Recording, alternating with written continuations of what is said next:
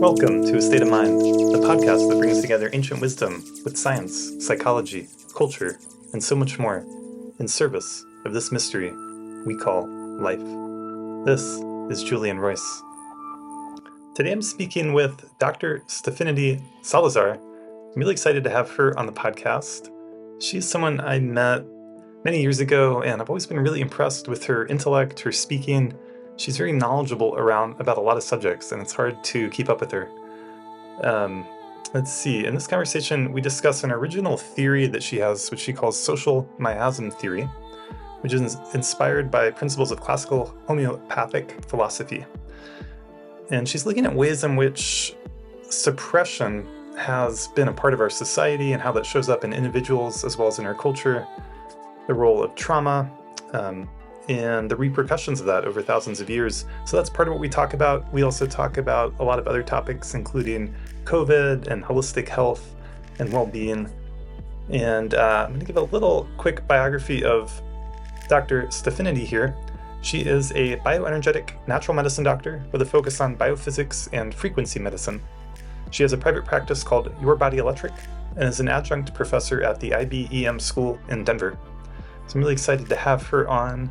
And I'm excited to be bringing you a new episode of this podcast. And I wanted to share with all of you that I'm making a plan to publish 2 episodes a month for the first half of 2026. And I'm excited about that. We've got some great episodes lined up, and I'm going to build some new momentum. I've been taking a bit of a step back from the podcast and social media in general, and I'm excited to get back in. And I have a new group offering called Life Integrated, where self-awareness becomes transformation. This is an online group, and it is meeting every other week starting, again, there'll be a new round starting in January 2026. So if you're listening to this, you're inspired, send me a message in the links below and I can tell you more about it. But this is a group where we have practices of meditation, of mindfulness, of breath work, as well as interpersonal practices to really start creating the kind of life that you want, as well as healing and letting go of old patterns. So part of the intentions with the group are to help us all feel more grounded and more connected with our authentic self, to transform patterns that are holding you back in relationships and life, and to receive insight, feedback, support, and inspiration in a safe, growth-oriented community. And I'll also be sharing a number of different, more advanced meditation skills and techniques and practices, including, again, meditation, breathwork, visualization, to support yourself in creating the life you are truly called to live. And that'll also include an emphasis on increasing our life vitality, our energy, and our health. So I'm really excited. We'll be going through some different things. With this particular group, I'm going to be offering a rolling enrollment, so you can join at different times. So whenever you hear about it, you're welcome to send a message, see if there's space for you to join. We'll have some other group offerings coming up in the new year. Without further ado, I'm excited to bring you this episode and Dr. Stephinity.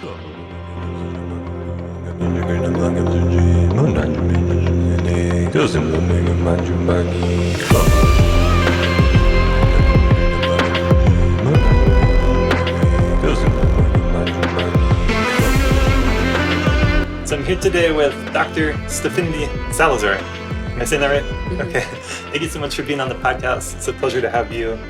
And you are someone that I have known in community for a number of years, actually. I think I first saw you at the Sonic Bloom Music Festival. Gosh, I don't know what year, maybe 2018. And you gave a talk, and I caught it, and I was like, wow, this person has so much to offer. It was almost like there wasn't enough time and space. It was just like going and going, and so I kind of had this note in my mind. I'm like, I'm curious about this person, and then seeing you at other community events, and so thanks for being on, and I'm excited to see where we get to today. It'll be an adventure. My gosh, yes. Yeah. Thank you, Julian. I'm super excited to be here as well and be a part of your podcast, A State of Mind. So thank you for inviting me. Absolutely, yeah.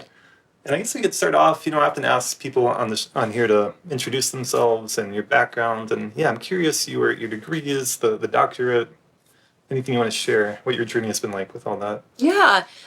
So my original undergrad was philosophy and religious studies. I had fine art in there too, but I finally had to graduate after 5 years. And I while I was taking philosophy, I got really into physics and unified physics models, more so. David Talbot's book had recently come out on the holographic universe. And I just felt like there was more than what the sciences were offering at the time, and including what my analytic school was offering at the time as well. On my own, I got really into continental philosophy, a lot of the ancient philosophies, perennials, a lot of the esoteric and hermetic stuff. And when I graduated, I became a performing artist, and traveled the world, and that was great. But I continued to do research. That's when I came across Nassim Haramein's work and others within the realm of unified physics. And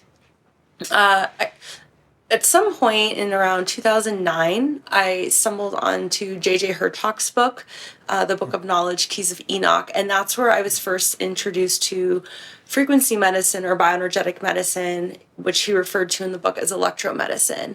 And I was immediately intrigued, and I already knew a lot about the body through yoga teacher trainings, through performing arts, health. My father was very knowledgeable into health, life extension, nutrition. And so I decided to go back to school first for biochemistry. And I did continuing ed at MSU Denver, and went to undergrad at CU Boulder, went to MSU Denver, and studied just for a few years there. I didn't graduate with an additional degree, but it's what allowed me to pave the way to a few certifications. And then later I attended a school in the Denver Tech Center called IBEM, Institute for Bioenergetic Medicine. That's where I received my BD, my bioenergetic doctorate, my doctorate of natural medicine, DNM, and a ministerial that paired with the DNM, Doctor of Sacred Medicine. And I continued my research after that. And now I teach there adjunctively, and I still have a few additional certifications, and I'm still learning, and we'll see where I go after this. I love that. Yeah. Yeah, I'm just gonna double check the video. Sure this is going. Okay, good. All right. Well, that's great. So would it be fair to say your education, your doctorate is in what many people call alternative medicine?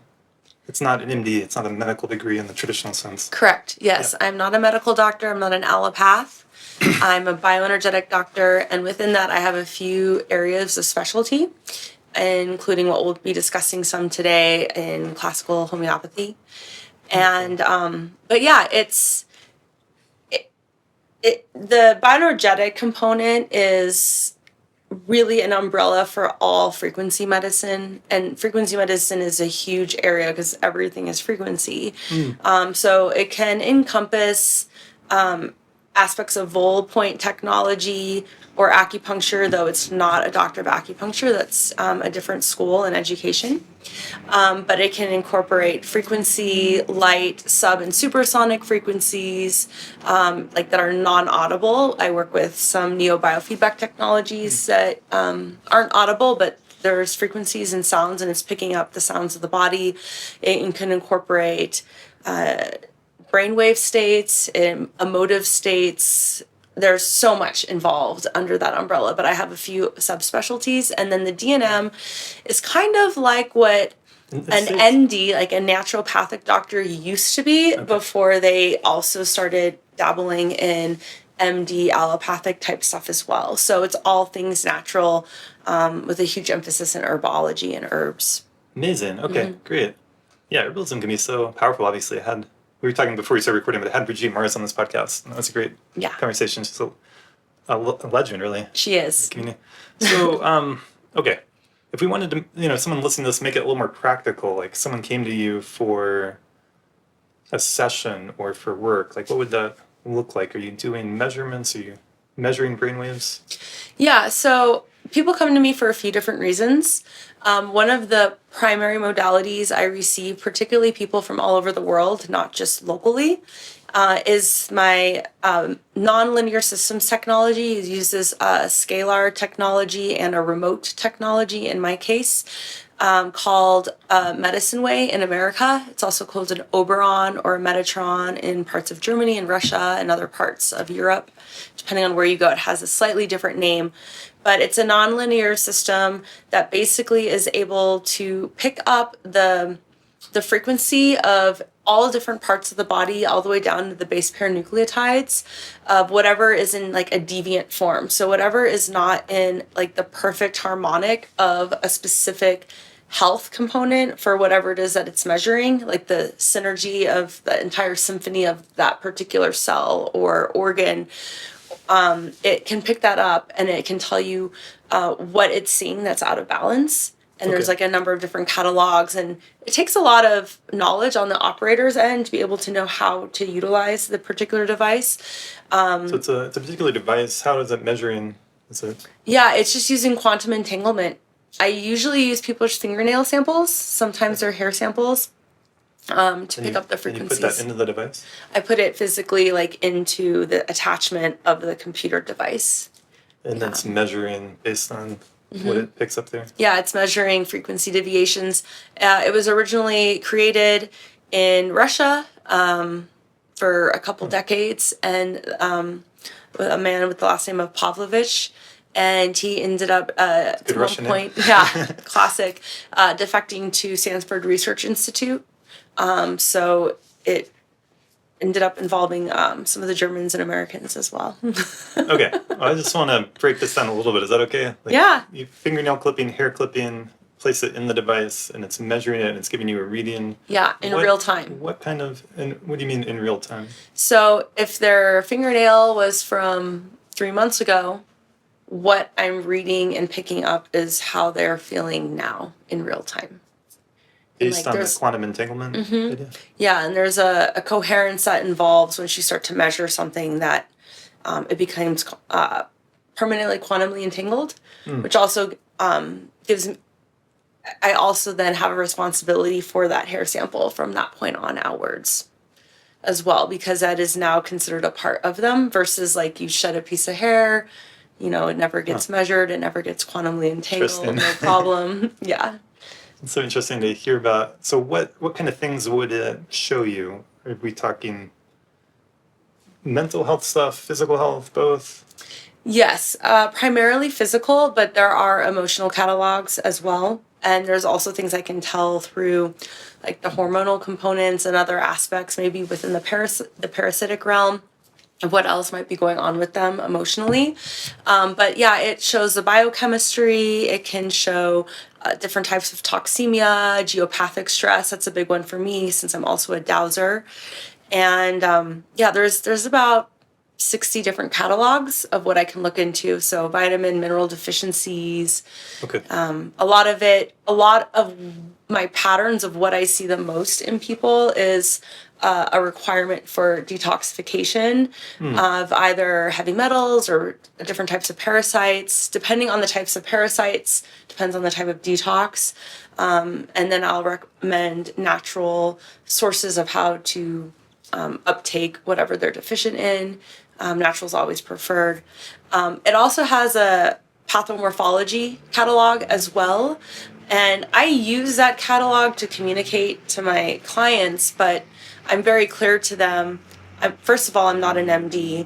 And second of all, what I see as what MDs would see as a disease and use various words for given diseases that they've been taught and trained, I see those as a symptom. And the deeper pattern is the disease. So I'm not telling someone I've picked up a dozen different diseases in them. It's a dozen different symptoms, and they always trace back to an underlying component. Sometimes I use traditional Chinese medicine tissue states. Oftentimes there's a metabolic component. And in that case, oftentimes it's also the cytoplasmic structure of the body and how the mitochondria is functioning within that. And sometimes I'll also go into the miasmatic component, which we'll be getting into today. Oh, great. Yeah. So it's quite technical, like all the language you're sharing and everything. And I'm guessing, tell me if I'm wrong, like it would a lot of people with chronic health issues would be coming to you, and that this would be helping them rather than I have a cold or a flu or something. Yeah. So, Yeah, I mean, people come to me for different reasons. Most often I don't get acute issues. In some cases I will. I won't necessarily use this technology, use a different technology. yeah. But yeah, I get some high level athletes and people who just want to be as optimized as possible. But I also oftentimes get people that have been through the medical maelstrom. They've gone from bad to worse, and I'm, one of their few last hopes for various things. Right. There's a number of people, obviously, I mean, I don't know the percentage of the population, but people suffering from chronic health issues from, one end of the extreme, maybe just not feeling like the way they feel like they should, to like having, severe chronic health stuff that's preventing them from work, family. Like I know some people with Lyme disease, and that's become a years long thing. And then they're also dealing with like the medical establishment not really understanding them, not really respecting them, feeling judged, feeling shamed, feeling like, what's wrong with me? Like they'll go to a doctor and it's like everything looks fine, but they're not feeling fine. Yeah. And Yeah, I think that's becoming more and more common for a number of reasons. But so when it comes to the medical establishment and allopathic medicine, which MDs would fall under, and there's a lot of subtypes. When it comes to acute issues like trauma medicine, you get in a car accident, you need your arm sewn back on you, whatever, something like that. Absolutely amazing, right? They've saved many, many lives in trauma medicine. But when it comes to chronic illness and ailments, it is my opinion that allopathy has absolutely no idea not only what they're doing, but what dis-ease actually even is. So yeah, and then from my perspective, there's often, of course, emotional, psychological, spiritual components, things like breathing, posture. I've really expanded my approach to working with people where I go through a whole kind of like holistic health approach. And the first question I'll ask when I first see someone is, how's your sleep? Checking around your sleep. And I've discovered, and this probably isn't news to a lot of people listening to this, but almost any mental health issue, anxiety, depression, trauma stuff, is almost always connected with sleep. There's some correlation there, some reflection there. So sleep, diet, nutrition, exercise, and then social relationships. Those are kind of the 4 pillars that I touch on in my intake process. yeah. And then in my work, it's more, therapy, psychology, helping heal and process in that way. But it's also connected. So I've seen people, get a lot better through learning about sleep hygiene, learning about diet, different supplements they can take. I guess I'm just tracking, like, my own mind has become a lot more open. And I'm imagining, some people would hear what you just said and they would want to label it pseudoscience, or they might not take it seriously. But the reality is, like, I've seen in my lifetime so many things that I got really into when I was young. I was like 20, like things like, for example, being gluten-free or cutting out dairy. They were like very fringe, and everyone made fun of them. My family would make fun of me, because, oh, you're on some weird diet thing. And now it's become so common, and so many people have experienced a lot of benefits from at least doing a cleanse for a period of time and like cutting out these things that cause inflammation, for example. So I think our society has, at least an increasing percentage of people are opening up their minds to how everything is connected, how pesticides, are affecting us, how, monoagriculture, giant agribusiness, all the ways animals are raised. I mean, it's the pollution, plastic, microplastic. I mean, there's so many things that our modern world and the stress of our modern life, the light from our phone at night, there's so many things that are affecting us in so many different ways, and it's very complicated, but it's all connected. Absolutely. Everything is all connected. And, we live in a society where people rely heavily on their sight as a sense, which is very important, as they should. But there's almost like this belief that if you can't see it or smell it or taste it, it's not there. And we know that's not the case because we're all familiar with radio waves. We're all familiar with X-rays. We use an MRI. The medical establishment uses some frequency technologies as well. But it's what, the multitudinous establishment in all of its forms deem acceptable versus what they don't, what they're willing to share, what they're not willing to share. And so, it's not a surprise that so many humans have no idea we have this electromagnetic torsion field around our body, around all living things, around everything that we can plug in, and everything interacts with everything else. And there's sub and supersonic frequencies beyond our range. There's colors beyond our sight. And they're all there, and they do have an effect on our body and the waters of our body, and down all the way to, the atomic level on up. We're frequency beings. Yeah, we're frequency beings. Yeah, it's amazing. There's so many things we could talk about, so I don't want to. We'll get more into what we were, intending. But take water for example. For years I've been making an effort to have spring water or filtered water. Again, my family would make fun of me for that. And yet now there's more actual, hard science looking at the tap water and saying, oh, there's a lot of pharmaceuticals. Oh, fluoride actually isn't that good for us. Let's actually, there's a lot of stuff there that real science will demonstrate isn't optimal. Yeah. And yet there's been so much just kind of shaming people and doubting it, and that's not real, or that's just in your head. And you could imagine someone who maybe through trauma, maybe through being exposed to Lyme disease or mold or an allergy, or just their constitution is more fragile, and they're kind of, maybe it takes less for them to tip over into the edge of dis-ease versus someone who's naturally more robust and healthy and vibrant, and maybe that person can eat McDonald's and be fine, and Yeah, but the reality is it does affect us, it does matter. And a really interesting one is light.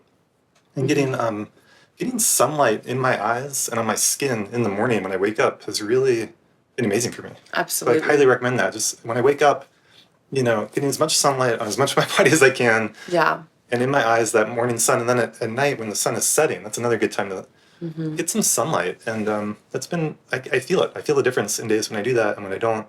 Absolutely. And, yeah.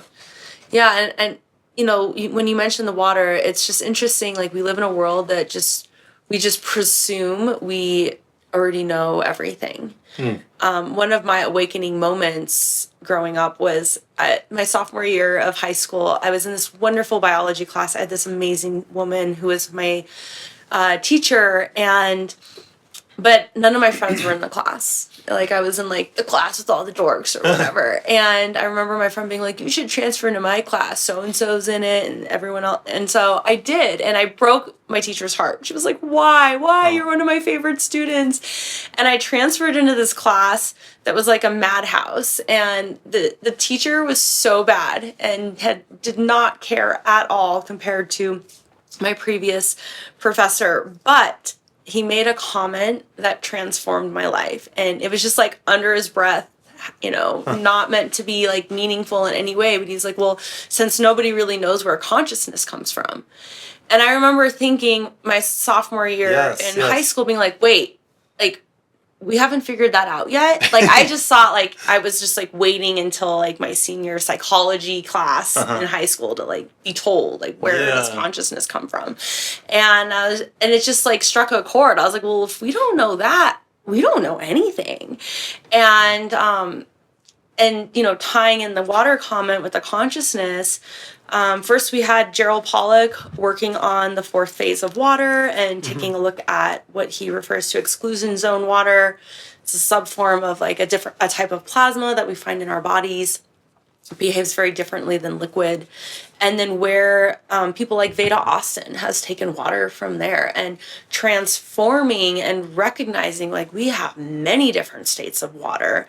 And we're just brushing the surface of what water really is. Not only is it an incredible memory carrier, as we see in homeopathy and has been known for some time, but it might also be an aspect of consciousness itself, of source creator itself, and a true reflection of that you inverse. And all of this research is so cutting edge right now, and it's happening because a few people decided to not presume they knew everything about water. Right. Yeah, and historically water has been sacred for millennia. And it's actually a fellow therapist, Garrett Graham, who's becoming a part of my practice. And when I first met him, he gave me a little vial of sacred water, like holy water that he had collected on all his travels around the world. And he's like, keeps this like collection of water, and then he'll share with people. That's cool. Yeah. It's also, these fundamental elements are so important. It's interesting with water, like, the earth is at the perfect place from the sun where we can have liquid water, right? And if it was a little bit farther or a little bit closer, that wouldn't be there. Mm-hmm. And so for that to be central to life, at least advanced life, makes a ton of sense. We all know water is essential for life for most organisms. There's probably some microorganisms where there's an exception or whatever, but in general, that's absolutely true. So yeah, it's precious. It's fundamental to who we are. And in the Buddhist tradition, there's kind of these 5 main elements.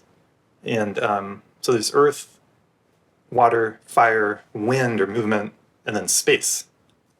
And there's ancient practices of connecting with the essential, kind of the essence of the elements, and visualizing them and breathing them in. Or if you go to a beautiful mountain lake, breathing in that water and connecting it with the water in. So there's this connection between the external and the internal. And that can be very healing. And it could also provide a lot of insight into like fundamental things about the nature of reality, I believe, and consciousness. Mm-hmm. And your point about consciousness is so important. It's so amazing. And it really, I think, for all our modern technology and our modern science, we really do need to be very humble. That materialistic science hasn't shed much light on what consciousness is, let alone its origin. And it really doesn't have much insight into what happens after we die. But one thing I've heard a number of pretty hardcore scientists admit is there's nothing in nature that goes from being something to just being nothing. Things always transform or change, or if you have a fire and the fire goes out, well, then there's smoke, there's ash, there was heat that was dissipated. And so I really do believe that it's very scientific to understand that consciousness most likely does continue on in some form, continues to have effects after the physical death. There's not a good scientific basis to think that consciousness just disappears and becomes some kind of nothing. Yeah, their own laws, right? Yeah, nothing right. is created nor destroyed. Right, yeah. Only transformed. remembering that has helped me kind of maintain my own meditation and spiritual practice, because it's just, to me, is like a kind of proof that what we do really doesn't matter, even if we don't feel it or see it or know it at the time. Yeah. Yeah. But yeah. Well, it's exciting to have you here. Do you want to share some of what we were talking about before that you were going to share? Sure, like as in my theory that I came to talk about? Yes. Okay. Great. Yeah. I don't want to say the incorrect words because it's very new concept for a lot of people. So my theory, it's original. It's called social miasm theory. Mm-hmm. And before I explain what social miasm theory is, I'm going to explain a little bit about what a miasm is, because I do borrow heavily from homeopathic philosophy in this theory. And in homeopathy, it's such a huge scope. It's an entire paradigmatic perspective. I was going to ask you, like, if you defined homeopathy, like, how would you speak to that? Yeah, so homeo just means similar. Similar suffering, whereas allopathy means other suffering. So MDs are considered to be allopathic. They apply something different than what is going on with the body when they want to work on it, like with some sort of pathology. Whereas the homeopathy found through Dr. Samuel Hahnemann, who was originally an allopath, a few hundred years ago, that if you give the body a very small amount of the poison or a similar poison that produces the symptoms of which they are carrying currently, you can attune the body to the frequencies in such a way where the body can actually figure out how to read it and work through it. So you're not always applying the exact thing, but you're applying the symptom match. It's a match of symptoms. But there's a whole component of like the origins, or what he was starting to get to, the origins of disease or pathogenesis, of which he didn't have the technology and knowledge we have now. We're uncovering so many ancient civilizations, so we have so much more access than he had. We were just trying to figure out what was going on, because immediately he had success with acute illnesses. But when it came to chronic ailments, he started recognizing there was these patterns, and you could heal the surface thing, but then there's these other things would come, and these other things would come, and it was almost like the symptoms that appeared reverse in age. So the first and last he saw was the psora or psoriasis, eczema, those types of skin afflictions where there's a deeper toxemia coming up to the surface of the skin. Now, in his day and age, someone who would get a skin rash like that, they would lather them up with lead, ointments, or arsenic, sometimes zinc, but usually very, very toxic substances, and it would kill the very thing that was welling up to the surface. But it would suppress that toxemia and then, of course, add more to the mix. So he always... Like the 1800s? Into 17, early 1800s. And he noticed that allopaths basically replaced one disease with another, and the vitalism, like the energetic component, would slowly degrade over until their death. And there was no true heal or true cure, which is what he, in his own words, was trying to access. And so the word miasm, think of it as chronic disease, but it's a little bit different than how we in the Western world especially think of chronic ailment. It's a Greek word. It means like miasma, I think, comes from like to stain or to pollute. It's like the body's polluted, or the aura, the auric field, some aspect of the being is polluted. But it follows, there's an epigenetic component that turns into an ancestral component. And in many of those ancestral lineages, there's oftentimes a spirit or an entity component as well. So the chronic disease will follow ancestries. And there's a difference, for example, behind like a chronic ailment of a skin rash. Let's say I go out and, I get poison ivy or some immediate toxin that my body's vital enough to like push out immediately, and I allow that to come through. I don't suppress it. That would be an acute aspect of what could be also in other folks a deeper component, because they're already carrying the miasm. They're already carrying that in their ancestral lineage. And so there's a discernment between acute and chronic there.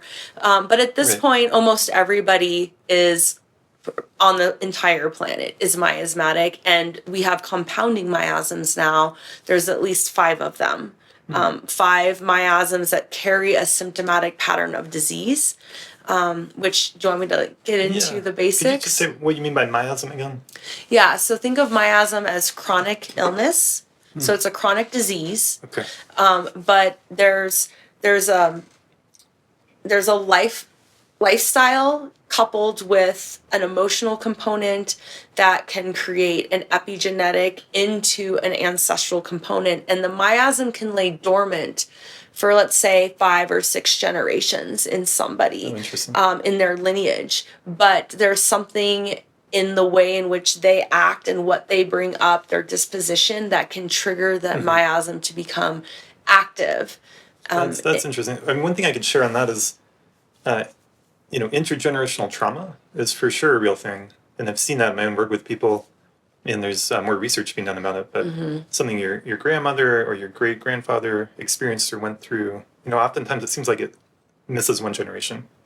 So if a lot of people it could just be anxiety, it could actually be traced back to that. There is a component of psychological healing there through the generations that I think scientists are now seeing, if they take mice, they're always doing it with mice, but, they traumatize a generation and then they'll see increase in genetic markers for anxiety in the grandchildren and great-grandchildren of those particular mice compared to other ones. So that's absolutely. Yeah. Especially if coming from the mother side, because we inherit our grandmother's mitochondria. And what was going on when your mother was pregnant and what she was going through. And another just interesting thing to reflect on with you is, I've always been interested in cultures, anthropology, all the different traditions, kind of pre-modern cultures. They almost all these indigenous forms of healing, like the kind of shamanic kinds of healing, they almost always have this idea of entities like you're talking about, or some kind of spirit or a demon or whatever language, and then removing it out of the body, out of the system, out of the psyche. And sometimes it's like a physical thing. Sometimes, like with ayahuasca ceremonies, there's like this purging and that could be connected with the releasing of that stuff. But I just wonder, I just like to, there's of course like a kind of modern scientific perspective that looks down on all our ancestors. But I think there's real wisdom there, and it was just a different language and a different understanding of what was happening, different approaches to healing. But this idea that, our real genuine health and well-being is our natural state. It's how we would naturally be, vibrant and alive and awake and able to be compassionate and to care and to be responsive and have the energy to do what we need to do. And then something, in a sense, outside of ourselves that is affecting our system. Yeah. That we need to clear out in one way or another, whether that's emotionally, whether that's through spiritual work, or maybe through, I think these different approaches are kind of getting at the same thing in different ways. Yeah, absolutely. And in homeopathy, it has both a germ and terrain theory component embedded within it. So every miasm, the 5 miasms that exist, there was an original type of parasite where the terrain was compromised and weak enough through either acute toxicity or emotional components, where it was weak enough to basically allow for that germ to take hold of the body. Right. And then after, and usually at first it's very serious, the people do not survive, but over time they survive, they procreate, and that's slowly how a miasm is built. And if you look back, there's so many different types of parasites on this planet to be concerned about, right? There's the helminths, the worms, much more common. I see them in people. Don't think we have worm problems in America. We have first world worm problems, particularly with the scary lumbricoids. They get about this big. But there's also different types of bacteria and different types of mycoplasmas. And the mycotoxins are especially difficult to eradicate because they're small and they can pleomorph. Like bacteria can shed its cell wall and pleomorph in and out of these mycoplasmas that can pleomorph in and out into mycotoxic fungal species, and so they're very invasive. But from the homeopathic perspective, the original germ that initiated this breakdown within the Soric miasm lineage was a mycoplasma, a leprae. So we all are familiar with historical leprosy. Oh, yeah. Very serious, right? Leprosy would be considered an extreme form of the Soric miasm. And, the mankind was not too far off from being obliterated from leprosy. There was whole towns that were just for lepers. It was considered very concerning. Right. Some people were contagious to it, some others weren't. And it really depended on people's vital force and inner constitution, which we'll get into.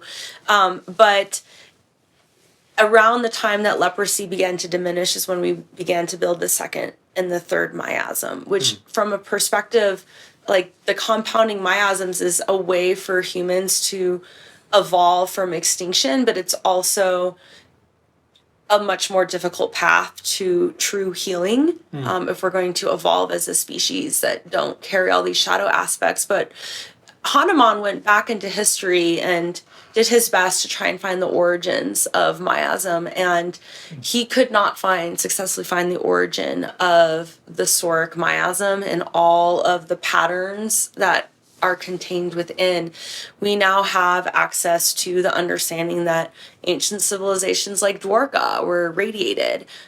We have, we can trace the civilizations that came out of the Younger Dryas and starting to be able to comprehend Atlantean and pre-Younger Dryas civilizations and what could have happened there. And so we're now accessing more information. But what's interesting, being someone who's very interested in the subject of parasites and neuroparasitology, which is mind manipulation and behavioral manipulation that parasites have on their host, in my area of interest, particularly that's with humans, but it affects the animal and insect world in immense ways.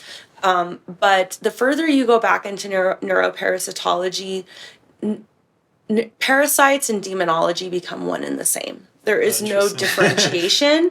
And so when you bring up this idea of like spirits and demons and that sort of thing, it's just the ancient way of communicating with their language of what we have in ours, because there is an emotional and mental component to these parasites.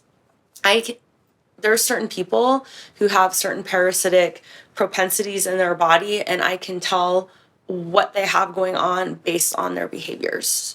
Wow. And a very simple one that is becoming more and more evident for people, and I'll mention it because it's a lot of your viewers might be familiar with it. It's toxoplasma, and which is generally something that cats, domesticated and sometimes wild cats, will carry.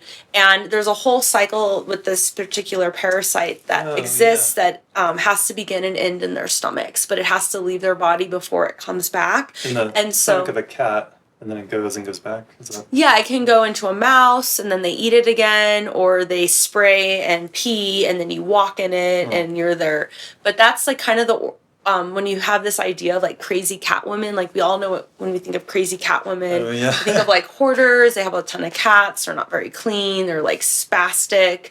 And they tend to be like extra spastic on the full moon, which is when a lot of parasites lay their eggs and are especially prevalent. Oh, that's so interesting. But it's a real thing. If you ask a lot of ER nurses who that's a real. So I can share a personal story. My younger brother, both my brothers are younger, but the youngest, his whole life he's basically blind in one eye. And much later, we didn't know that when he was a kid, but like when he was a kid, he had to wear a patch over his eye. It's hard for him. And even things like driving, it's a challenge because he doesn't have the depth perception. But we realized like many, many years later that it was most likely a parasite from a cat that my family had when we were kids that affected his eyesight, and it's been a lifelong thing now. Yeah. The repercussions of parasites we're just now starting to recognize in the alternative medicine, which used to be the original medicine, of course, but in natural medicine, the depth of what parasites and their afflictions can have on their host. Yeah. It's interesting you're bringing in demonology. To me, it's like a way to integrate our ancestors and more, indigenous traditions from with modern life. Like they could actually make sense. They could actually have something to share and offer, and we can learn from them. And Yeah, there's something I mentioned in my, not the published version of social miasm theory that I had published in the JSC journal this summer, but in my original dissertation and someday book, I get into the Book of Peace, which is one of the Gospels that did not make it into the official canon during the times of Jesus and Mary Magdalene. And there's this moment where Jesus and his followers, he's like, all right, we're going to do this 40-day cleanse and we're, not going to eat anything. And after about a week, one of the disciples is like dying. He's like, I'm dying. And his, disciples are like, you have to let him eat. He's dying. And Jesus goes and he gets a stick and he requests like some ewe's milk to be freshly milked. And so they take this fresh ewe's milk that's still steaming a little bit and they pour it on, he instructs to just like dump it like on the floor, like the gravel floor, and it's steaming up. And this man's sort of like drug over who's like under the impression that he's dying because he feels like he's dying. He thinks he's dying. And this giant worm comes out of him. And he starts, as it's coming out, he starts to slowly turn the stick, right? So it almost looks like the staff of Asclepius or the caduceus, but it's like the inverted version of it, kind of like the WHO symbol, which kind of looks like a worm too. But he's, they slowly wrap this giant worm out that comes out of him. And he has this whole speech on how, the demons that we're battling aren't out here, they're in here.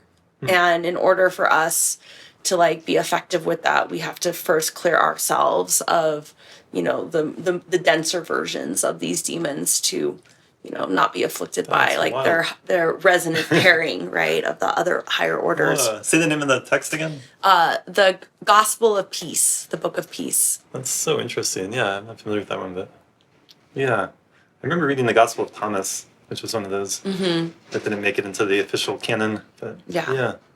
It's interesting as we can interpret these more spiritually or psychologically, but then also in that case, like there's an actual physical parasite living inside you that needs to come out. And that idea that it can maybe affect your thoughts, your emotions, right? I mean, it's wild to think about. Yeah, the 5 miasmatic patternings that have thus far been tracked. Some say there's a few more. I stop at 5, the first 5. And the names are, you just have to work with the names. There's, there's no euphemisms in homeopathy. It's the soric miasm, and then the psychotic miasm spelled with an S, and that pair is the gonorrheal STD. The syphilitic miasm is the syphilitic STD, and then from there, you have to have the 3 previous to get the 4th miasm, and that 4th miasm is tubercular, so another mycoplasma of the TB mycoplasma, and then from there it's the cancer miasm, which you have to have the 4 previous to be able to have, and each one has, the cancer miasm does as well, has a pairing of a parasite, but each one furthermore has like very definitive characteristics. Most people are born like dual or trimiasmatic, and so they don't, there's like a little bit of a combination, but if you think of it in terms of Ayurveda a little bit, like, there's the 3, there's the Vata, the Pitta, and the Kapha. Right. And the Vata is very syphilitic or tubercular. The Pitta is very psychotic, and the Kapha is soric in terms of like your quintessential body types, energy levels, personality types. Just as in Ayurveda, they take a lot of like that Western medicine of ectomorph, mesomorph, endomorph, and they add an emotional component and a behavioral component. It's like homeopathy does that same thing, but with like added components to it. And then within those 5 main types, there are hundreds, if not thousands, of subtypes within their constitutional disposition. And so that's where it becomes challenging when we're working with miasms of finding just the right remedy. Complicated. Yeah. Wow. Yeah, it's wild to think about. But I mean, in general, if you have a physical parasite, some kind of fasting can help clear it out because you're depriving it of the food that it needs. Is that part of the idea there? Yes. Yeah. It's, you'll generally starve out the food or starve out the parasite before you starve out yourself. So you just get rid of that. And, depending on the type of parasites, there's affinities for different herbs as well that you can take, particularly for the larger ones. The larger parasites, even though they're very destructive, in some sense are like easier to get rid of. It's those small fungal parasites that tend to be the most challenging for us. At one point I was going through a fungal detox through a specific protocol, and I remember like having these emotions that were just like so angry, and at one point I just stopped myself with the inner self-reflection of like, what is going on? And then I realized I was warned about this, like these are emotions, like the parasites are pissed off right now, and I've been mistaking their thoughts for my thoughts. So there's interesting. There's a whole other layer there. It's interesting. Yeah, and working with people like a more psychological perspective, a lot of what I'll do with people is like making friends with ourselves, making friends with different parts of ourselves, and it can be really helpful to identify different aspects of our personality or subpersonalities or different parts. But there can also be things in your system that are not yours. They don't belong to you. And it could be like a message you got from society or a teacher or your parents, and then realizing that's actually not you. And then that's something to let go of, to expel, to get rid of. So yeah, there's like an emotional clearing as well as a physical clearing. Yeah. Oh, that's fascinating. Yeah, absolutely. Well, do you, like, just practically speaking, what kind of signs would someone have if they had a parasite and didn't know it? Or like, what would you look out for? Or how could you? I mean, for for people who are wondering, like, do they have parasites? Right. It's like, the answer is probably yes, but like, what type, and is it serious, right? But some obvious things are like teeth grinding. Oh, yeah. For anyone who does like teeth grinding, especially at night, if they contract their moods on the full moon and they're just like extra crazy or extra promiscuous, it's like the parasites want to spread, you know? And with women, it's a little more complicated because we also have our menstrual cycles in there as well. But particularly with men, it's a little more straightforward with that particular behavior. But there can be so many components. Some types of funguses have like almost like skin bumps, like a skin bump, like not quite the same as eczema or psoriasis, like a different flavor of a skin rash with those little bumps. But there could be, hair falling out is very multifaceted. That could have to do with iodine or depletion or adrenal fatigue, but oftentimes hair falling out is another aspect of it. But there's, a lot like rheumatoid arthritis, like not to be confused with osteoarthritis, has origins in either retroviruses or a bacterial component. A lot of people have amoebas, and it's such a huge world. So there's a lot of body signs. Is it kind of the kind of thing like most all of us have them to some degree, but for if you're healthy, they're like such a small amount or small level that it's not affecting you as much.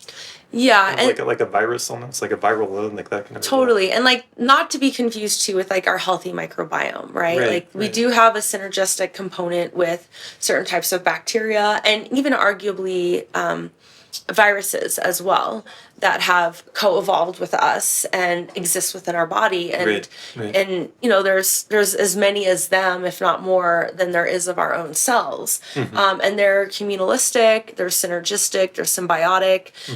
They feed us our B vitamins, and they help us with our production of our hormones, and so the goal is that we're full of them, and we're not full of these exogenous parasites that come in and wreak havoc and slow down our system, deplete our vital forces, fight with our symbiotic microbiome, that sort of thing.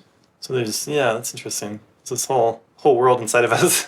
There is, because like with me, and a huge component of social miasm theory is what is disease and what is the origin of disease. And the further back you go, it's clear we've had plagues in the past, and so much, and depending on most societies of the past knew that there was some sort of spiritual affliction that was happening to society when plagues would take over, like the plague of Cyprian. Cyprian was around like 120-ish, current era, if I'm not mistaken, and that swept like pretty much all of North America minus the New World, right? Like all of Europe, Asia, like down into Northern Africa, and it was very clear to them that there's a spiritual component. They've their actions are not in alignment with like morality. In some places they would place the onus as well on whoever was in charge, because he was like the liaison between heaven and earth. And so but there was this idea that there was a spiritual component. It was assumed that there was something going on in which they had disobeyed the laws, whatever that meant in that society. And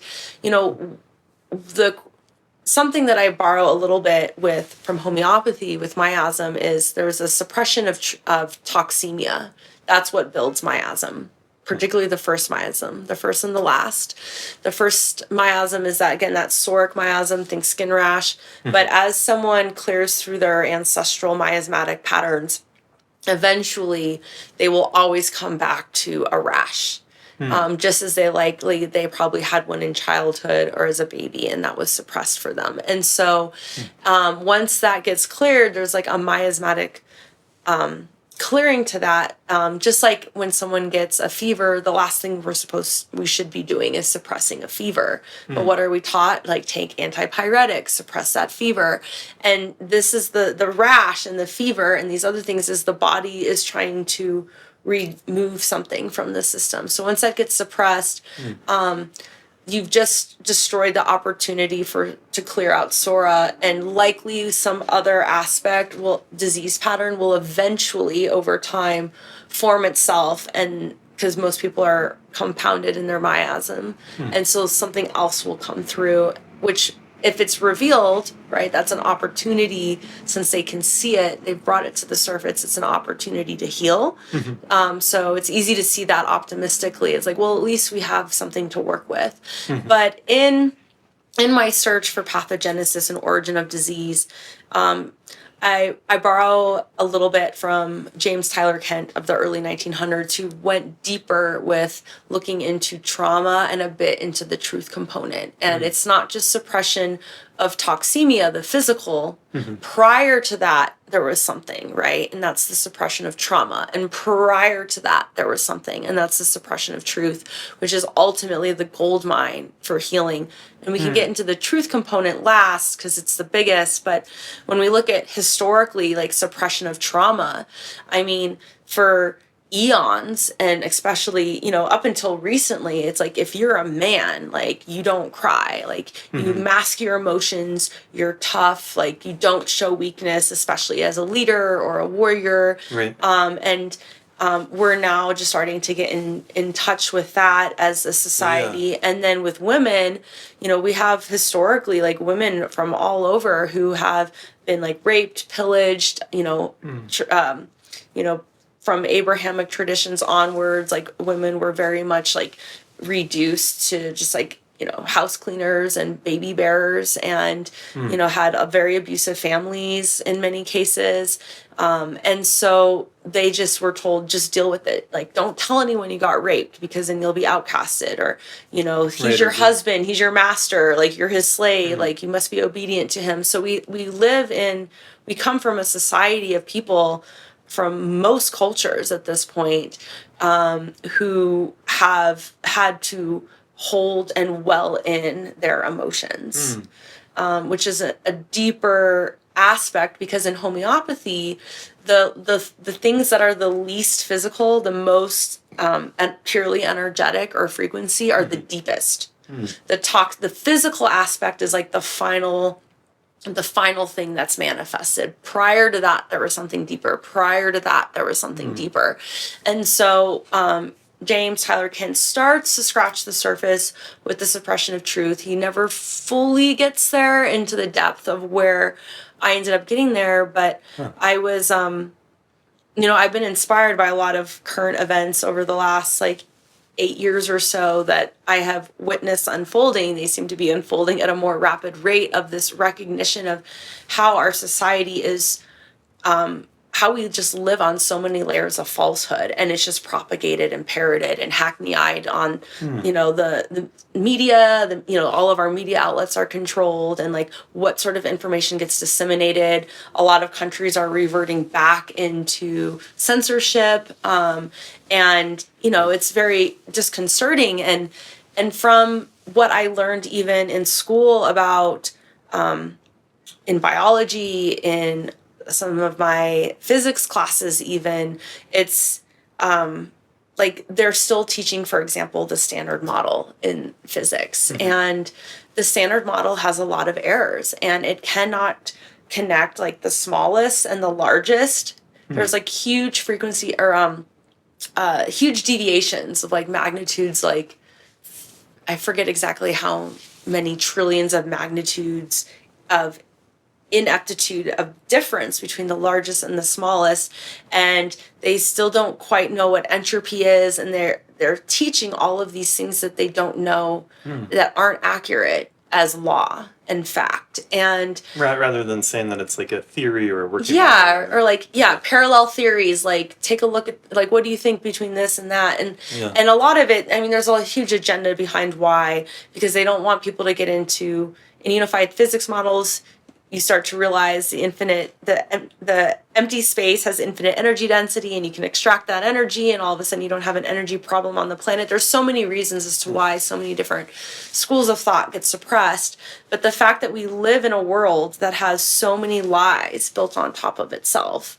And it's like, wow, like there's these collective lies. And then of course there's the individual lies, because it does start with ourselves, the lies we tell ourselves, on the daily, and our own like fictions and false narratives that we've come to believe, and our victimization of self and all of that component. But we're just a microcosm of this macrocosm of all these different, like the lies in history. I mean, look at the lies within the last 5 years that have unfolded, that many of us have witnessed unfold. Imagine like what history looks like, and what we've forgotten, and the books that have been burned, and what we don't know, and where certain things have become completely inverted, right? Bad is good, good is bad. And we could go on and discuss so many things we do know, not to mention the things that could be. But the point is when we're not living in truth and in alliance, and in the recognition that we're all one, and we're just variations of perspective of that one, and we don't have to obtain like a hierarchy and purposely place falsities on top of that and judge, and we can start to come to a place where we can clear out all of these cobwebs. And that's sort of the final frontier for, in my opinion, origin of disease, pathogenesis, is ultimately the suppression of truth. From there, you get all these problems and dissonance, which, emotional imbalances and, megalomania or this and that, and people and war. And then from there, you get the trauma, and then eventually you get the toxemia.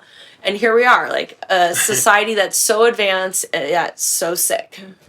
Yeah, wow. It's well said. Thanks. So advanced and yet so sick. And that is an amazing thing that's worth highlighting and looking at and trying to understand. Like, there's so much chronic disease and illness and anxiety and depression and suicidality and chronic fatigue and cancer. And I mean, it's just, there's a lot of... I heard Gabor Mate. You're familiar with him? No. He's a kind of famous psychiatrist who's done a lot to help heal trauma and teaches a lot around trauma healing. But he said that if we look at our culture, like if you're in a lab and you have a culture of bacteria, and you had 40% of that culture of bacteria was sick in some way, you would say it's a sick culture. And he's like, that's our culture. Our culture is a sick culture.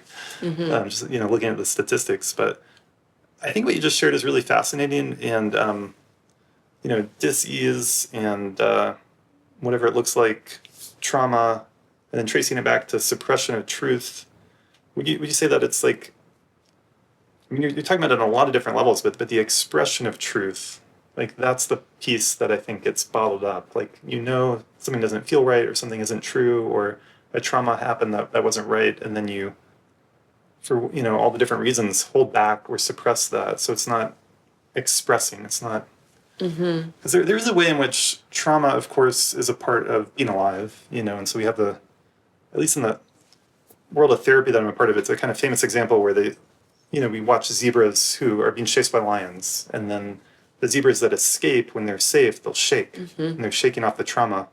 And so that is, the whole field of somatic therapy, like, kind of based on that understanding that we need to allow that trauma response to complete and express and not be interrupted. Yeah, you don't want the cortisol to get like stuck in your joints. Stuck, right? Yeah. Yeah, you need to like move it through the body. I don't know where to go with that, but I agree. I really appreciate you bringing truth in as like a fundamental thing, and being honest with ourselves. And there's so many layers to it, right? And it's an ongoing process. Yeah, I think too, like if you take a look at David Hawkins' work, right? The applied kinesiologist. Yeah. And so one of my friends, Dr. Natalie Isis, she was a chiropractor, but she does theta healing, and she's an incredible healer. But probably about 15 years ago was the first time I was muscle tested. And she specifically muscle tested me, what my name is, and then like make up a name. So like my name is Mark or whatever. And of course, I immediately dropped weak, and I was fascinated by that because it's like, wow, the body knows I'm lying. And if you take a recognition of that, of what it took for the entire cellular structure, like all the cytoplasm, the waters of my body, getting back to water and like holding memory and information and, really listening, like every cell is listening to your thoughts. And for it to have responded to like get back where like immediately, almost in real time, I'm suddenly weaker and I can't even keep my arm up because I've offered a lie. And what that looks like for each of us, like not only when we speak lies, outside of us, but the stories we tell ourselves that aren't true, or there's a story that we've created it and told ourselves so many times that we've given it this truth, but it's like a dissonant truth because it's not aligned with our true higher self. And what that looks like. And we can see how, there's this aspect where we weaken ourselves, but there's also this feedback between, the individual and the society, the psychology and the society. Absolutely. Yeah. And like what that looks like. And that's sort of where social miasm theory comes into play. Yeah, definitely reflected in society. Yeah, it's fascinating. Yeah, I'm going to think about this for a while because truth telling is so important. And that's, there's a lot of, like, for example, if you're in a relationship with someone and they do something that you don't like, but then you don't share your truth. And then a week go by, a month go by, 6 months goes by. And so then that thing, whatever it was, maybe it was a small thing, maybe it was a nickname they called you. But then that's become the norm. And then the longer you wait, like the bigger of a deal it can become. Till there's like an outburst. Until there's like an outburst. But a lot of times, like a lot of issues in relationships, a lot of issues in your life, not always, but they can be traced back to like some moment where you didn't express your truth, or you held back, or you papered over something, or you just outright like lied about something. I mean, like a classic example is, someone's married, they're in a monogamous relationship, some little flirtation starts with someone else. It's not that big of a deal, but then slowly, it progresses, and then they think, okay, well, we hooked up that one time, but it's not that big a deal. But then it becomes an affair, like it's just an ongoing thing. And the longer that goes on for, the harder it's going to be to come clean. And so then in the long term, it just keeps compounding. It kind of gets worse and worse over time. Yeah. It becomes this huge thing. And then all of a sudden you're living in this reality where you're kind of split and you're living a lie and you don't know what to do. And you're between a real rock and a real hard place. And there's an added component where likely there's like dissonance in the marriage relationship, because even though the wife might not know exactly what it is, there's some sort of dissonance in the field. And so that's like, so there's like this widening, this like chasm that starts to form. And the longer it goes on for, the better. And if it had been addressed at the beginning, it would have been something a lot more workable. But an interesting memory kind of popped up when you were sharing. I remember, I don't know why this is popping up, but it's like, I remember being a kid and I went to this friend's birthday party, and they ordered all this like pizza, and it was like pizza that had cheese stuffed crust, and everyone was like so excited about it. And I just remember thinking like, I hate this. It's like so disgusting to me, but I didn't want to say anything because everyone would have like made fun of me probably, or, it's like everyone was so into it. So I was like, I just remember like kind of going along with it, but actually like I didn't like it. I felt bad after I ate it. It wasn't good for me. But it's just like little things like that. It's just interesting because, like the kind of social miasma theory, there's like this social pressure. You see it too with like someone makes, I don't know, there's just so many examples of it, but someone makes some joke and like everyone laughs, but like maybe you're actually like, that actually, I don't like that, It takes a lot of inner strength to be able to go against the group or the norm, right? And be like. Well, the two examples you gave, I think, come together are a perfect example of this. So when I was in third grade, our entire third grade class, like all the different students from the different classes, we were like, I don't know, I think we were too like Riley in the cafeteria. So suddenly we had like assigned seats. And so, there's like six or eight kids to a table in the cafeteria. And so we're randomly paired together. And there was only one black student in my entire grade in elementary school, and she was really nice. I wasn't too close to her, but she was nice. We always got along. I'd known her since, I think, first grade. And there was this other girl at the table, and I knew her a little better, but she made a racist comment. Oh, man. And I remember it was the only time in all of elementary school that I'd ever experienced racism, but I knew what it was because I was uncomfortable with it. But I also didn't say anything, like speak up, because I didn't want to be like uncool in her eyes or whatever. But at the same time, I like sacrificed like this other woman, this other girl. But it sat with me, and I just remember being like, I will never, like, it was a great example, like, and it was a little one, but it was a really good one for me to be like, I will never let, like, that sort of thing fly in my presence again. Right. And it wasn't until I was in college, I was at, my dorm mate had a friend who had gone to her school back in Boston, her grade school, and he was like a frat boy in Nebraska or somewhere, I can't remember where, but they were having like a weekend trip up in Breckenridge. And so a few of us went to like join the frat boys up in Breckenridge, and we were sitting around pizza, and one of them made a really racist joke. And all the other frat boys laughed at the joke. They thought it was funny. And I was like on it, I was like, I'm not going to sit by this one this time, even though there's no victim present, like no one's feelings is going to be hurt by, me not saying anything. But I'm like, no, I'm saying it for myself because I've been sitting on this issue since third grade when I didn't speak up. And I did. And I was like, said it like, with all like my might and power and and it wasn't like I was freaking out, but I was like very clear and clean in like my expression, and it shut them up. And a few of them later on were like, thank you for saying that or whatever. And it was like then and there that I was like, girls, we're not drinking anymore and we're getting out of here by the that's great that you spoke up then. Yeah, but we have like to the point, I think when we have the universe provides for us smaller examples that we use as lessons for learning, through our life, that if we overcome them and the next time they come around and we like pass the test, so to speak, and we're like clear in our conscience, we, level up versus these other people like, the adulterer, for example, and it's just like running that hamster wheel over and over and over again, and it like turns into like from a snowball to like this avalanche, and for what avail? I mean, karmically, there's going to be something there, and it might become a miasm.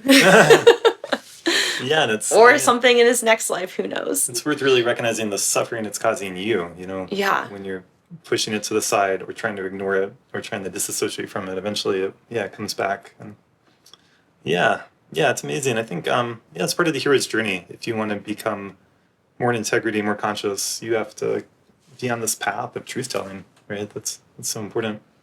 And it doesn't mean you get it right all the time, but it means that you're, at least you're trying.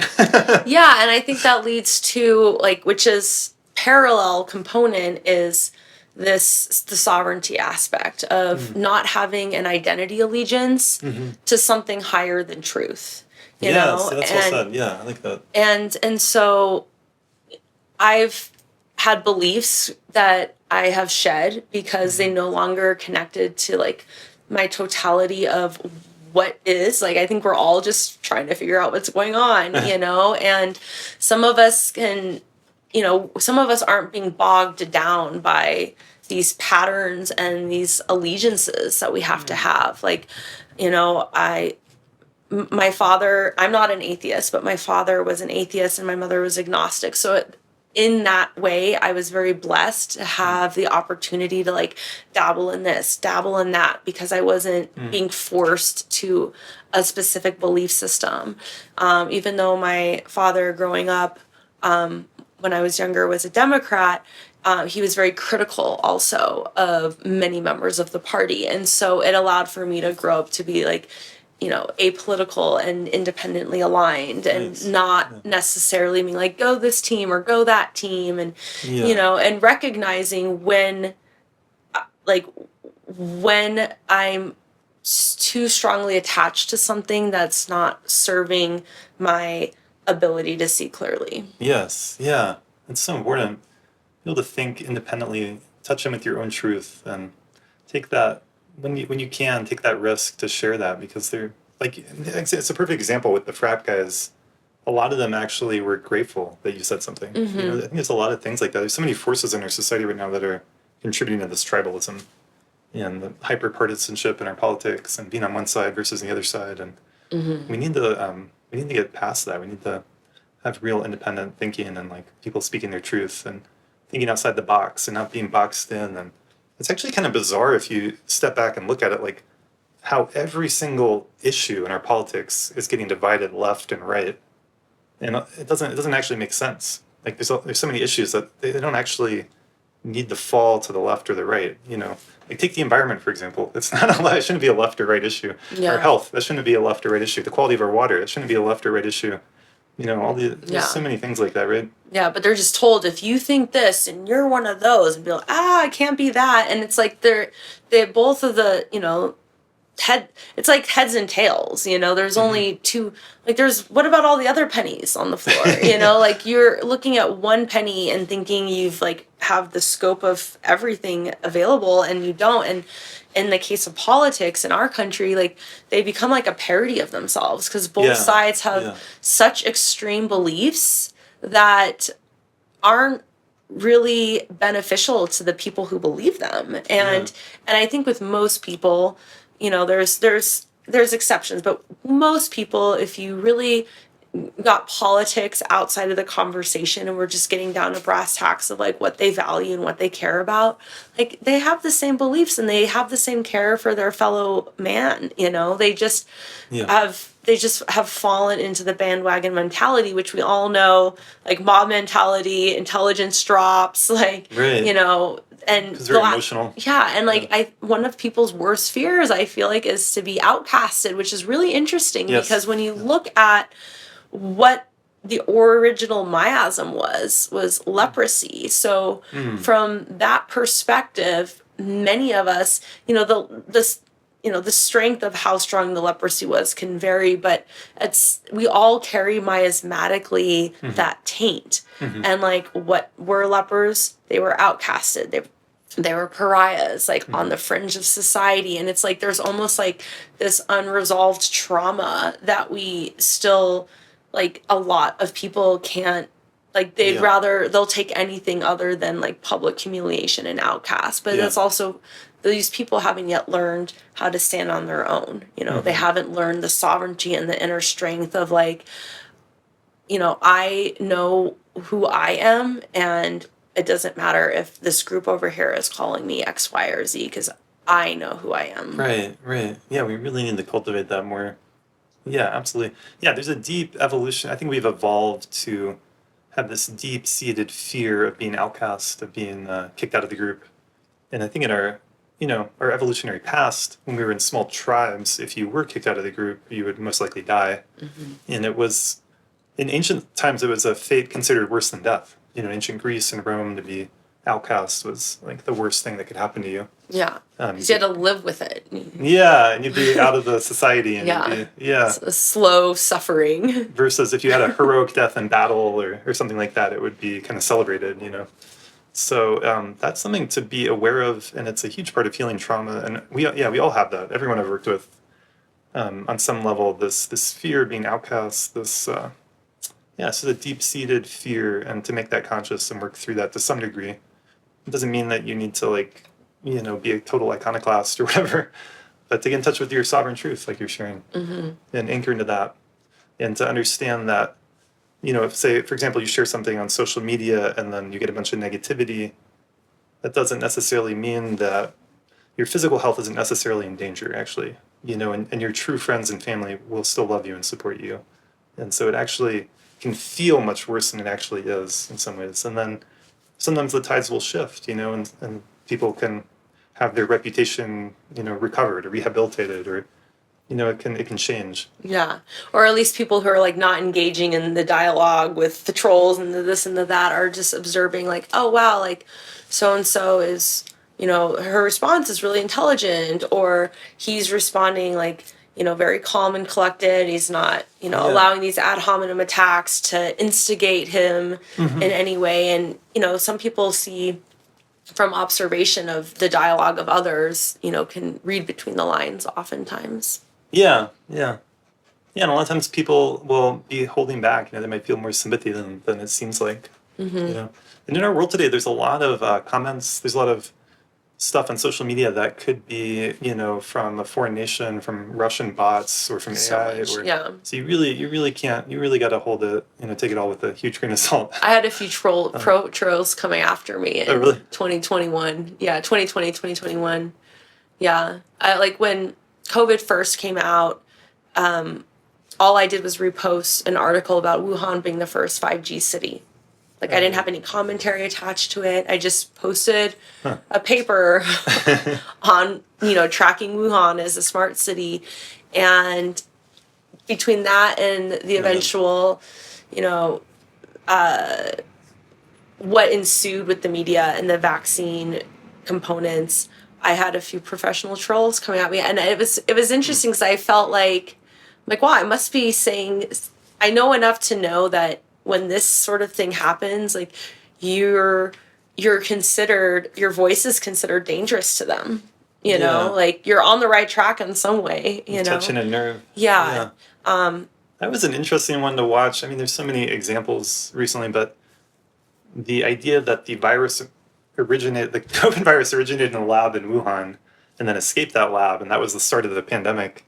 That was so taboo, and people were called racist against Chinese people for discussing that idea. But they weren't racist if they thought it came from a bat in a food market. Right. It didn't really make any sense. Just logically, you have the World Institute for Virology in Wuhan, and that's the start of the pandemic, and you're not allowed to wonder out loud or question out loud. So that was a wild moment. That the ripples of that will affect the whole generation, because so many people have lost trust for institutions, for the authorities. And, absolutely. And just the idea, back to suppression of truth and trauma, if you're not allowed to question and if you're censored, there's a whole level of that suppression. And we're in a new age, digital surveillance and everything, where it's a new level of what that truth and suppression might look like compared to what was happening, at the early part of last century in Europe. There's a level of Big Brother that the Nazi technologies did not have access to that exists now. Oh yeah. And the inability to question, it blew my mind how people were being outcasted and ad hominem just for asking a question. Mm-hmm. Yeah. There's a moment where you have to step back and have a pause if you're angry about someone who's just curious about something and genuinely doesn't have an answer but just wants to know more. Yeah. It was a huge lost opportunity for our whole society. That it's really bad, because to kind of play the other side of it, when we do have a real pandemic, we do need to work together.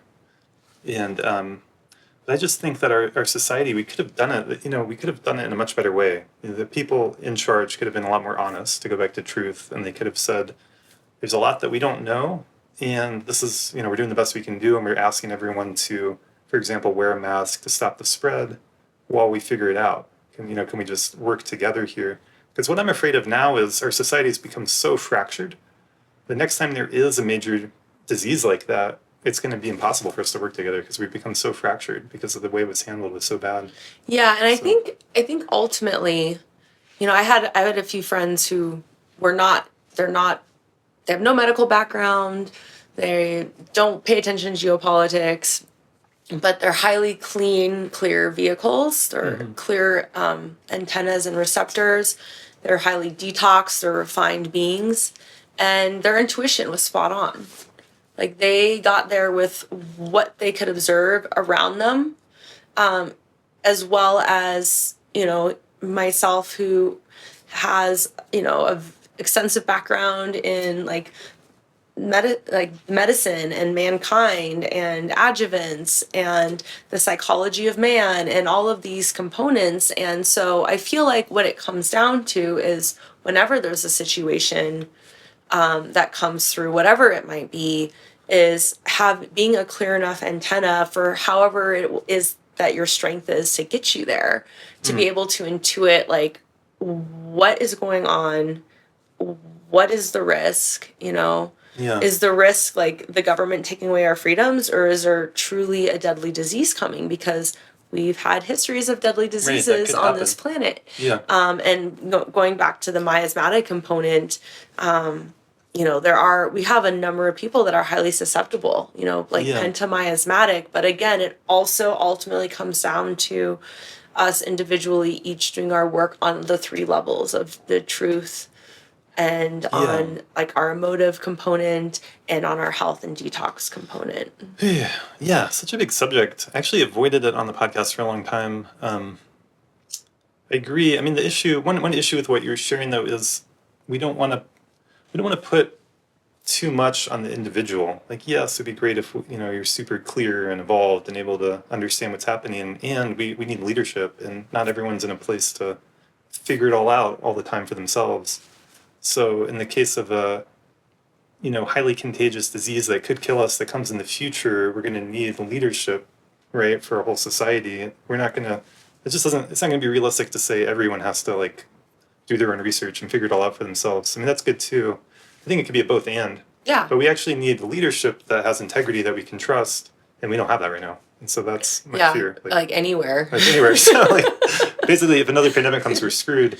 Where an authoritarian society like China can just have this top-down authoritarian approach and put everyone in jail or lock them down with force. And ironically, as much as those people suffer and as much as that society sucks, they will get through the next pandemic a lot better than us, and we're just going to be running around like chickens with their heads cut off. Like, yeah, but like as I mentioned, it like sometimes like what is really dangerous, and there's potential for either accidental or real gain of function viruses coming out and purposely annihilating us. I mean, there's definitely like a eugenics agenda in general.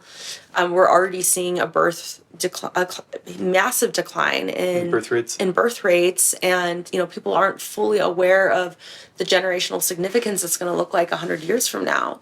That's huge. Yeah. But we're also seeing a massive decline in, according to statistics, I'm not making this up, younger people are having way less sex in our society, just in general. And in fact, there's incredible statistics in Japan. It's like the most extreme case in the world, where I have to look it up, but it was something like half the people aged 25 are still virgins. Like there's just more and more common to just like never have sex at all. And I don't think that's good. Just when I hear that, I'm like, man, that's, being alive, being a human, reproducing, like something really weird is going on there. It's almost like a suicide of a society at that point. Yeah, and I think there's like multifactorial situations, right? There's like if you're not in good health and if you're tired, you don't want to have sex, right? If your hormones, so there's like a health component, but there's also a social component where they're seeing like the extremes of promiscuity in some societies, and that's a turn off, and so they're like reverting to the opposite. There's the AI component, like maybe they've got like AI girlfriends and boyfriends now, and they don't really care.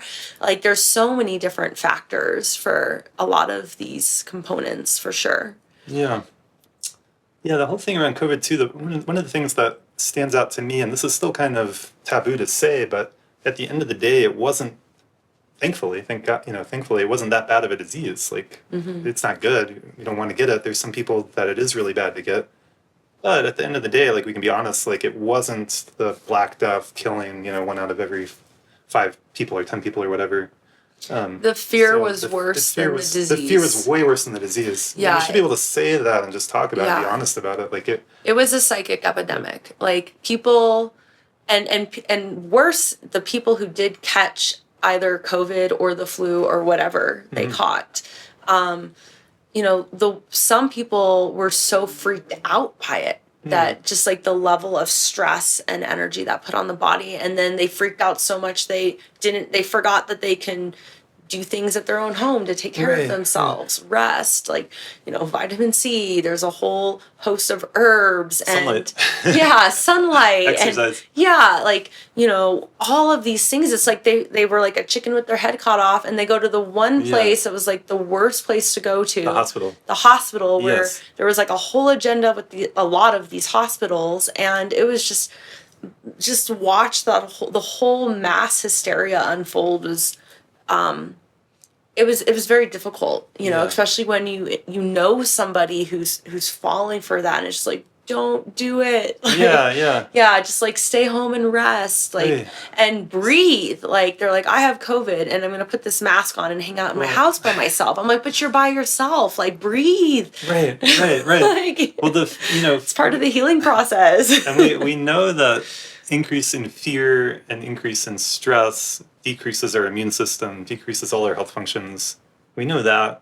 I think there's some really sad parts about that history, which is so recent. It's a little bit hard to talk about.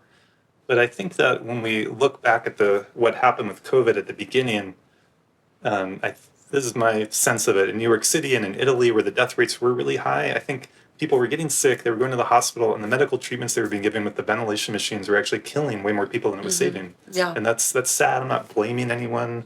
We didn't know, we can give people the benefit of the doubt, but the medical interventions were not helpful. Yeah. If you're home alone, or I would see people driving in their car, one person in a car, they're wearing a mask. Yeah. And so that was so absurd and so ridiculous. And like to your point, like wearing a mask, it's not great for your breath, and breathing fully and deeply is great for our health. So it's and they're operating a so much insanity dangerous vehicle. Right, I had an old man in a mask in a parking lot at the grocery store drive into me.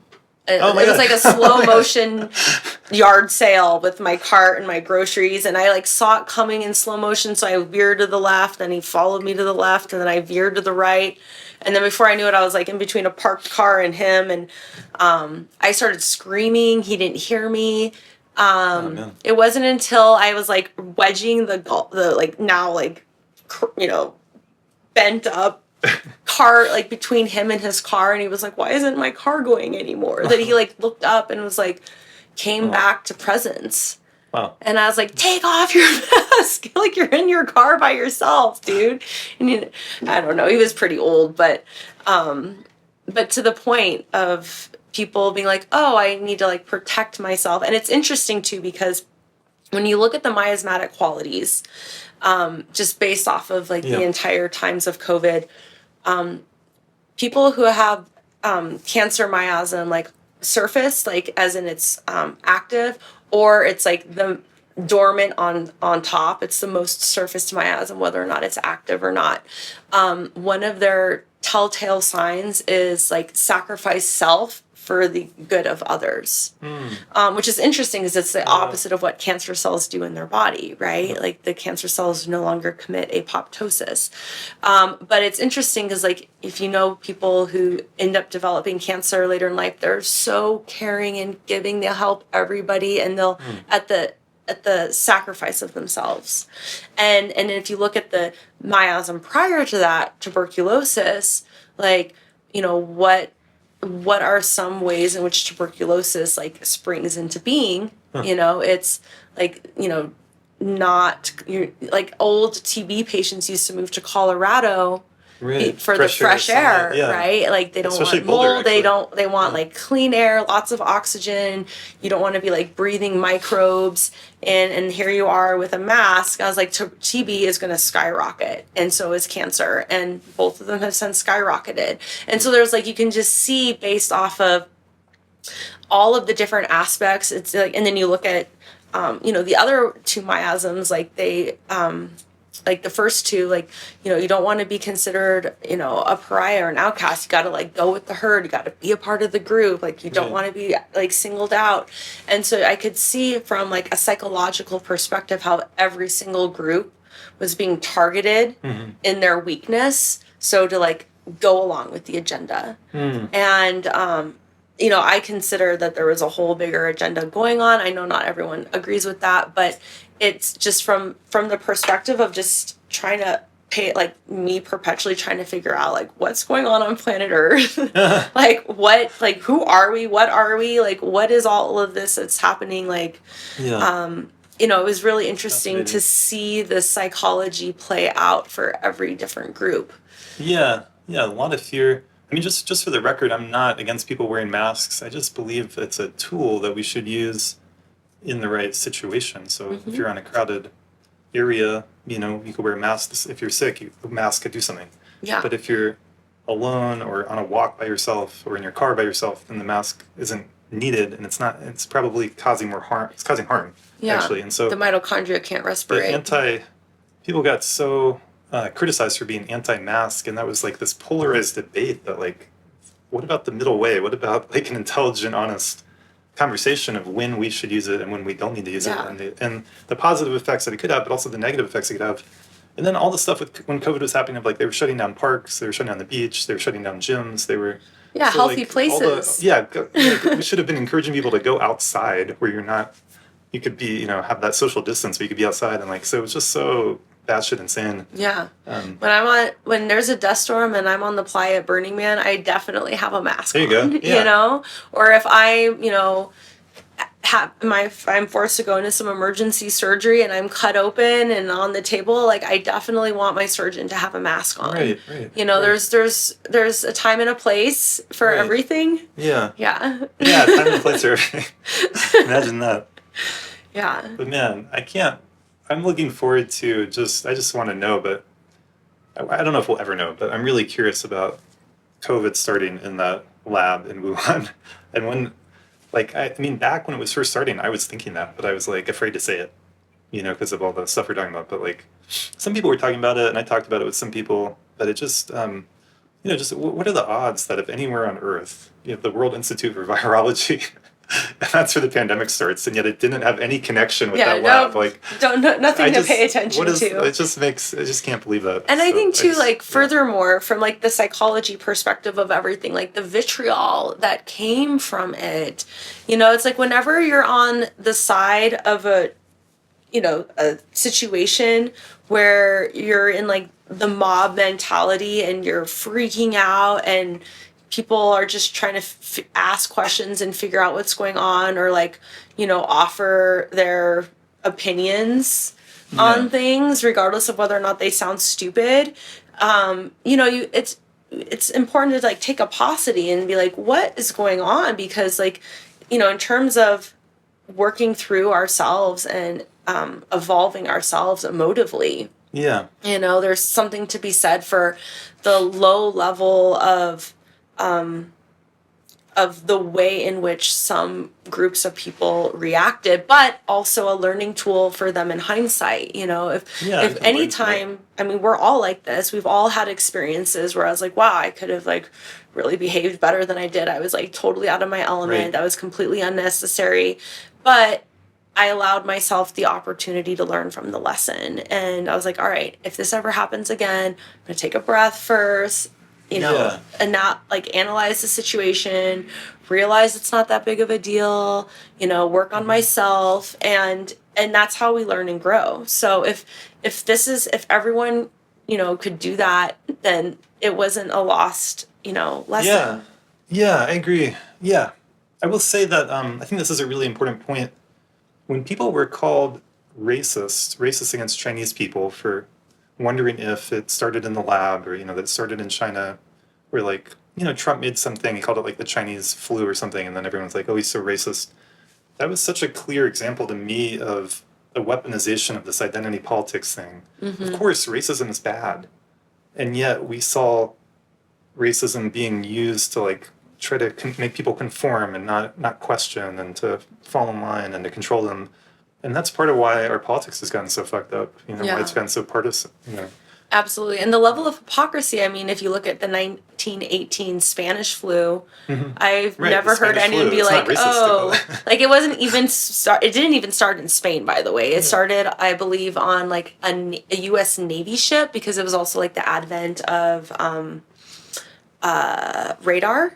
low frequency and high frequency radar, or some type of I think it wasn't radar. I think it was radio waves. I think radar was in the 70s or 60s. But the point is, it started as a result of a new type of man-made frequency on a Navy ship that rapidly spread.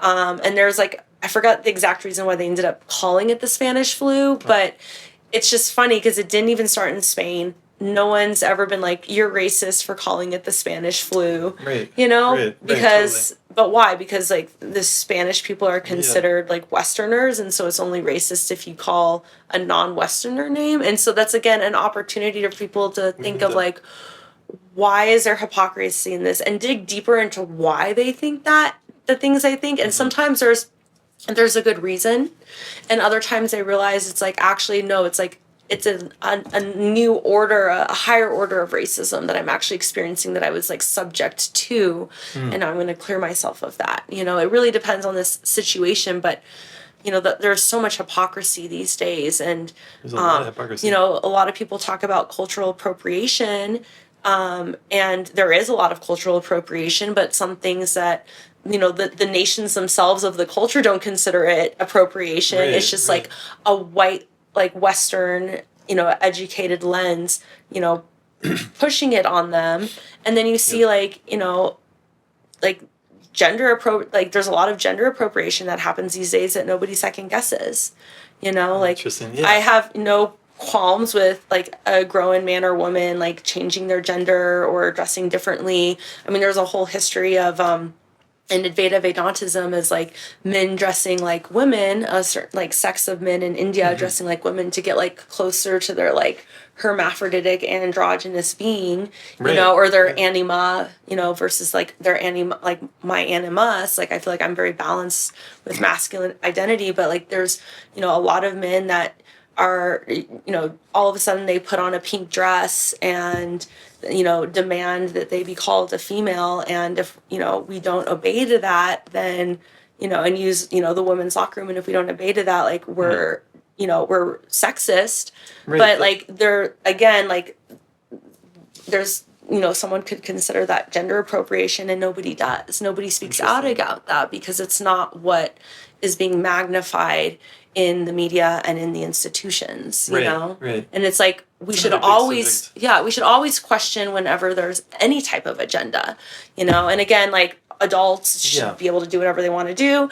But like, there's again, like all these, in all the layers of being, and on the right too, not just, I know we're using example of the left, but there's examples on the right side as well of this happening that people just step in line with and keep silent. And but I wonder, like in the same way that I muscle tested loose when I like said my name was Mark, like if, you know, there's a part within ourselves by living within the hypocrisy of the moment, whatever that looks like with whatever administration's in or who, whatever, you know, the momentary this or that, like what that's doing to our bodies and our health on like a slow cooker. Interesting. Yeah. Yeah, a lot of big subjects. I mean, in terms of the like you mentioned 5G around COVID and the Spanish flu, like the radio stuff, like I don't know about that, so I'm not gonna speak to that transmission part, but I think we need to have, kind of shifting gears a little bit, but in my ideal world, we would have like, we need to have some kind of process to restore trust in leadership and institutions and have leadership that actually brings us together, that's more middle way, more centrist, and where we can admit where things went wrong, and where like the CDC, for example, could be reformed, there could be an apology, so that we can build trust so that in the future when we really need it, it can be there for us. And unfortunately, it's hard to imagine that happening in our current political reality. But we need, I just really think we need that. So I'm really concerned about this. We're losing trust in all these institutions, all these leaders, all these things, and we're losing trust in them for good reasons. So we actually need to have a process to recognize that and have some accountability and have like a new, fresh start with it. Yeah, I think they have a lot of these major juggernaut institutions seem to have like a stigmatic foresight that they're on the edge of a precipice of large percentages of people completely losing trust in their institutions and going by the wayside.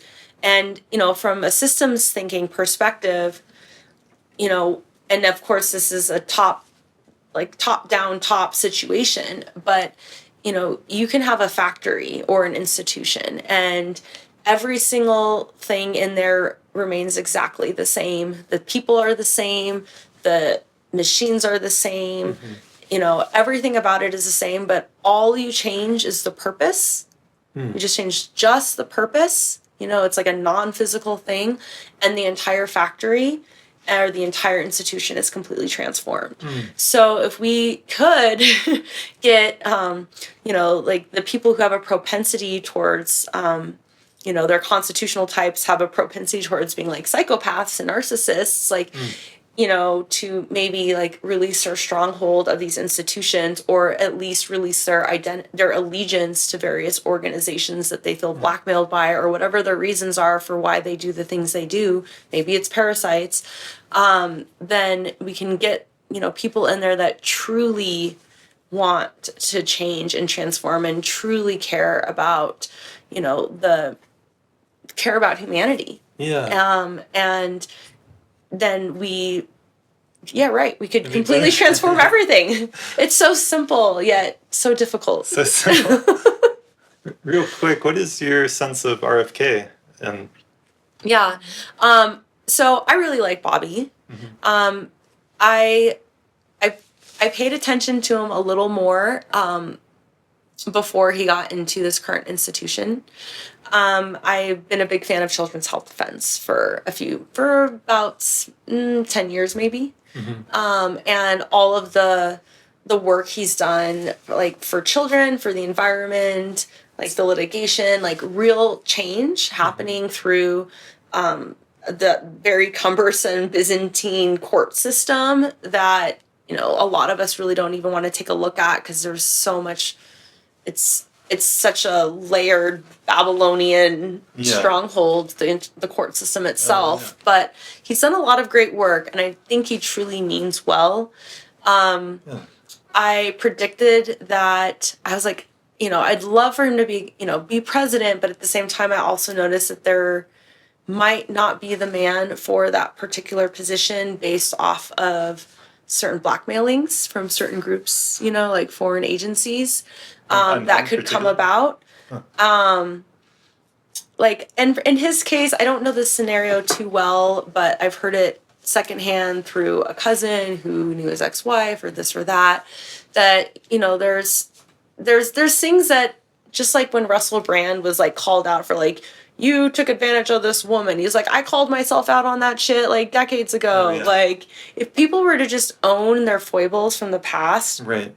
And just be like, yeah. Well, I think he has owned his drug addiction issues. Yeah, he has. Yeah, I think there's other things too. Okay. But yeah, absolutely. If people would just own that, because we're all human. But, a lot of people, they feel very blackmailed. And again, they don't want to be outcasted or judged. And, people, of course, judge others the most who have unresolved judgment of themselves. And it's also your family and how it affects people in your life. Absolutely. His children and everything.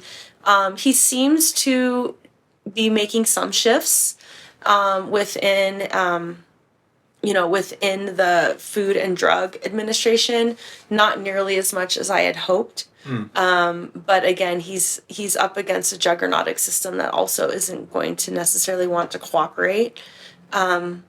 So, I like Bobby. I won't say anything negative about him, but I also, I would love to see, I think it'd be a breath of fresh air to see someone who represents truly the higher, fifth density awakening process, holistic process, who is unabashed by any of their past, and can't just be honeypotted or whatnot, to step into, and truly be a public servant. But yeah, kudos to Bobby. I am a big fan of him. Yeah, there's some good things happening there. It's good to appreciate that. Even if you are, against a lot of other things the Trump administration is doing, I think the some of the health stuff has actually been good. I absolutely agree. And he's very knowledgeable. I know a lot of people criticize him, well, he's not an MD. I'm like, well, neither am I. And I know a lot about the human body. And, you know, he has been litigating against like the medical system for a few decades. So he certainly knows a lot. In fact, he wanted to debate anybody, you know, any expert, quote unquote, on the subject of the vaccine that they were going to be pushing out, the mRNA vaccines of any of the two main types. No one would engage in public debate against him. He probably, even with his